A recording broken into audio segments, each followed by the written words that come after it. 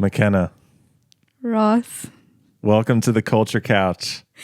Thank you. I watched the Culture Couch last night and now I'm sitting on it. Is that true? It is actually true. I did watch one last night. Wow. I also watched the podcast. Like, I watched them on YouTube. I watched the one with Elijah. Because Really? I just met Elijah a week ago. Nice. So I had to watch him on camera. Yeah, well, I'm sure you learned a lot more about him given, the show too. Right. Yeah. Well, Makenna, who are you? What is your affiliation with Valor? Why are you here?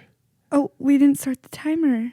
Oh God, sorry. We might There it talk goes. for hours. Crap. Oops. You guys get a little extra content. Yeah, that one's for free. I know Valor. What day is it? Tuesday? Yep. Well, actually, I guess I just got hired Yep. like a week ago. Wait, no. Yeah. Yeah, it was a week ago. Whatever it is, a it's week very and a recent. day. Yeah. I'm very new to Valor, but hey, it already feels like home. Yeah. Yeah. Today's your orientation. Today's my orientation and I hopped on the podcast really quick. But I got hired a week ago. I've been working 4 shifts. So that's my affiliation. Yeah. Well, in full transparency, we were like, hey, it's time to film Culture Couch. Right. And you were here. I had the thought it would be really cool to have Makenna on the Culture Couch. And then Mikey was like, am I on the Culture Couch? And then you were like, I'll do it. I was joking. And you were joking, but then I was like, hey, really though, would you want to? Hey, I'm a team player. I'll do it. It's great. I'll do it. I thought it would be really cool and interesting to have a fresh perspective on what it's like to be onboarded at Valor. Because for us, like especially on this YouTube platform or podcast platform, we talk a lot about company culture.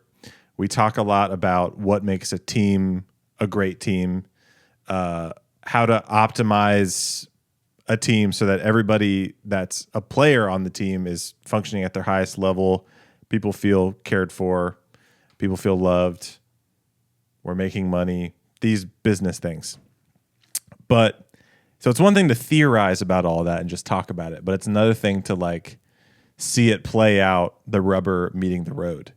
And so I would just love to hear from you, like, what were your first observations about Valor? Like when you were first kind of introduced to us as a brand or company? Are we talking in person? No. Or like via just Insta? literally in general. I think you saw us on Instagram, right? Yeah, so maybe like 2 years, a year and a half ago, my friend was telling me about this new place that she moved, Alpharetta, and she was telling me about Valor, the cool coffee shop to go to, because she knew I was a coffee shop gal. So she was telling me about it. So, of course, these days we all follow on Insta. Yep. So my first interaction with Valor was via Instagram. Yeah. The best place, right? Yeah. And honestly, I thought you guys were so cool. Like, truly. I was like showing all my friends, look at this coffee shop that Sky like goes to. And you were in gets Washington. To go to. I was in Washington, Okay. which, has a lot of cool coffee shops or whatever. But I also lived in a tiny town that didn't have a lot of cool coffee shops. So it was really cool to see, I don't know, a little coffee shop in Georgia just rocking it, But, and then the same was true when I decided to move to Alpharetta. I was showing everyone, I was like, look at this cool coffee shop that I get to go to, and now I get to work at it, which is also insane. When was the first time the thought crossed your mind, like, I would love to work for this company? Well, I think ever since I followed y'all. So like immediately? Like immediately, because I worked at a coffee shop at the time. Yeah.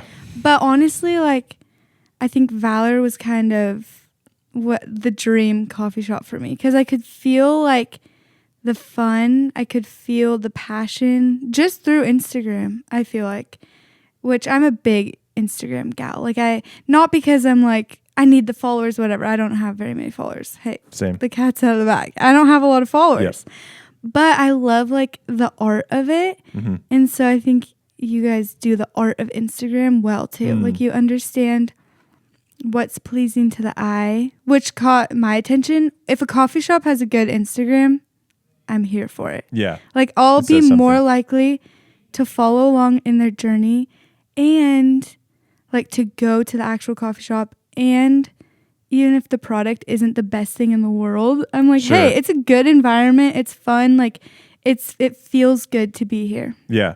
So aesthetically, you were attracted to the brand. Yeah. I'm like, what question am I answering? I was very aesthetically driven. Yeah. Aesthetically, Yes. So you thought, okay, it would be cool to work for this company. Why? Like beyond just like the Instagram was cool. What was it in particular that drew thank you, drew you to Valor? Yeah. In an employment sense. Right. Well, I think uniquely Valor, I had the connection through Skylar who knew the owners, which was also like so fun. I was like, wait, my friend knows the owners of Valor, which makes me cool. Oh my God. I don't know about that. Yeah. But no, I think uniquely I had the perspective from someone who knew you guys really well. And so she really hyped it up and like kind of told me about the culture, which just personally have had like hard experiences with work culture in coffee shops. And so to me, it was like mind blowing that there would be a coffee shop that had good culture. And I hadn't like seen it in person yet, but like really trust my friend.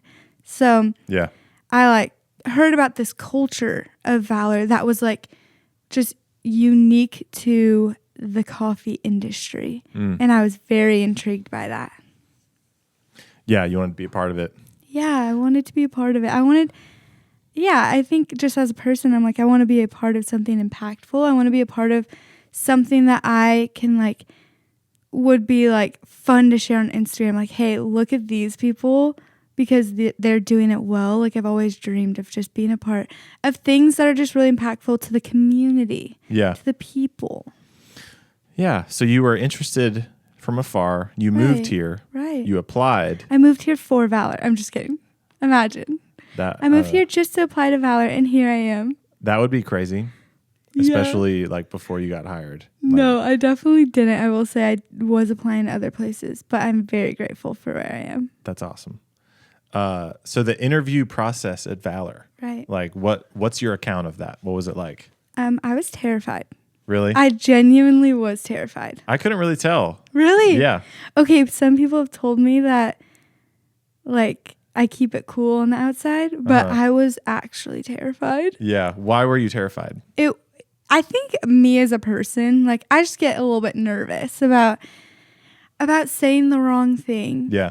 And so this, like what we're doing right here, I'm not actually nervous because it was so spontaneous that I didn't even have time to think about it. But it's like the fact that I had days to think about it. Yeah. Or I had like, So that's what made me nervous. But then also I think it was like, my phone keeps going off. That's okay. I think it was like, let's see.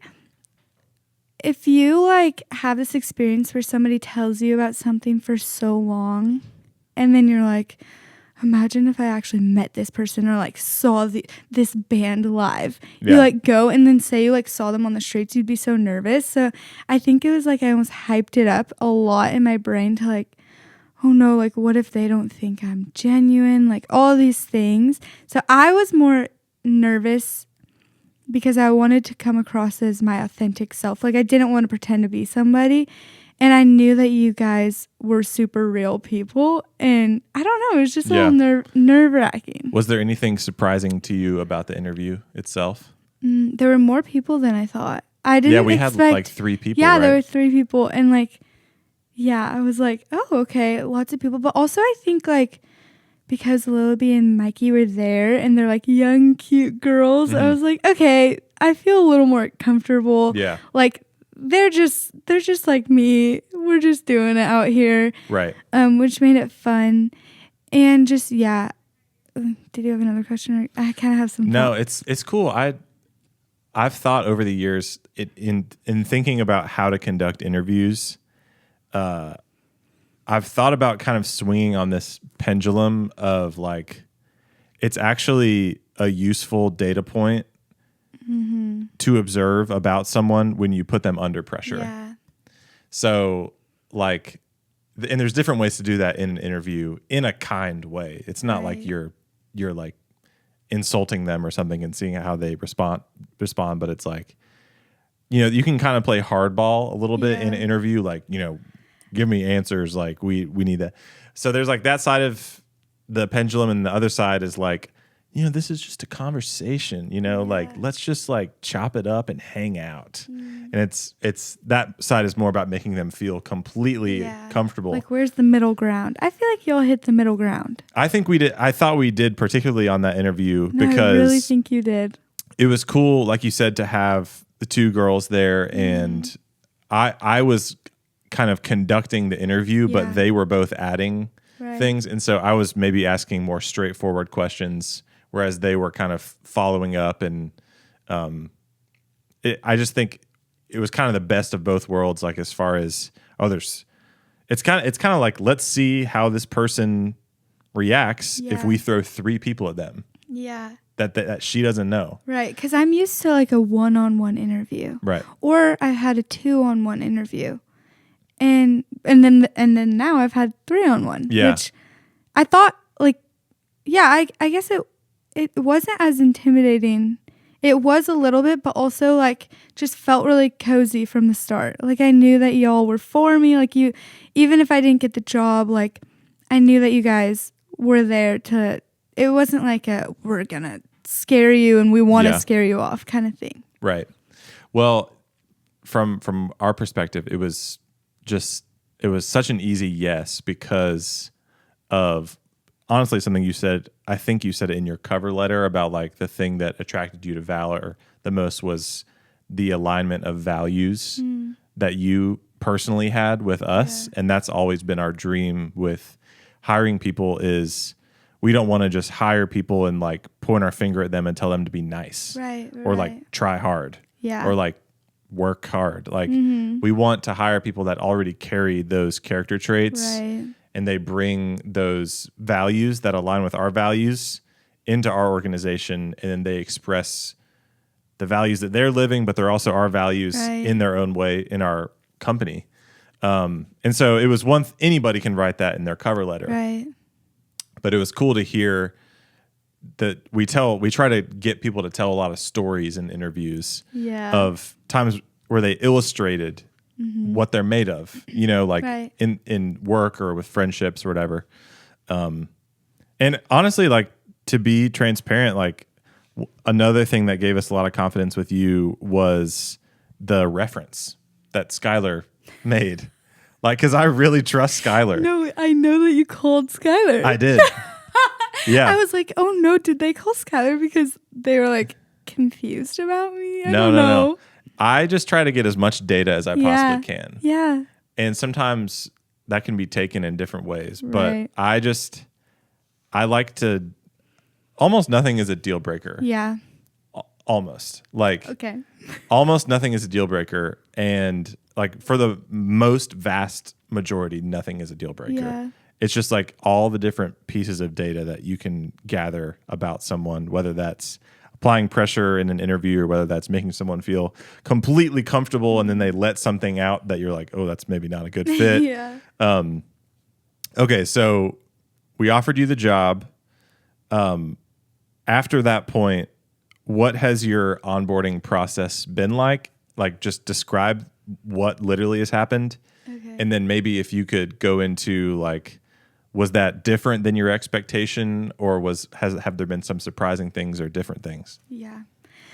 I think training at new jobs is like so different everywhere. For sure, yeah. And when I first got there, I was nervous because you just don't know what to expect. And so Ethan sat me down and we're like working on the whiteboard. He's pointing out all the what are they called? Positions behind the bar, yeah. Yeah, we're still new here. He's pointing out all the positions. And so I'm like, wow, this is a detailed, really great training. Like, and it was. And I'm like serious about that. it was really helpful to like see what everyone does.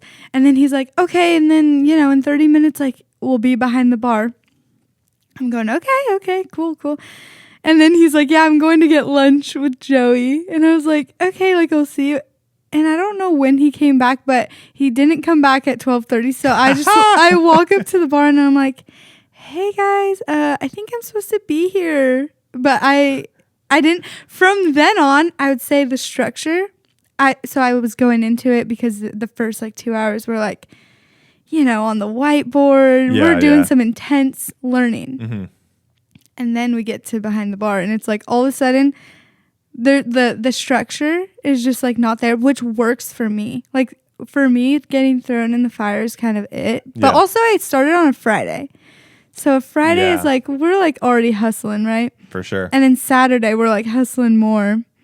So that was kind of the experience. But everyone, I think why that worked for me was everyone was like so willing to answer my questions. Yeah. Lily B was like really taking me under her wing, which I don't know if that was like what was like supposed to happen or what, but like Lily B was there. And so she was saying like, hey, you know, I'm going to go take a lunch. Like, here's some things you can do. Mm-hmm. And so I was just really learning from observing, and there wasn't anyone who wasn't like worth learning from, if that makes sense. Like everyone,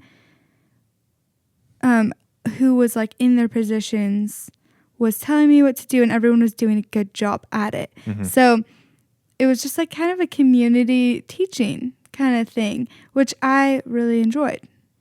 That is so cool, and it's also so scary to me. Yeah. Because I don't really have a reason to think this about our company, but what my mind immediately goes to is like, is everybody telling you how to do things the same way? Right.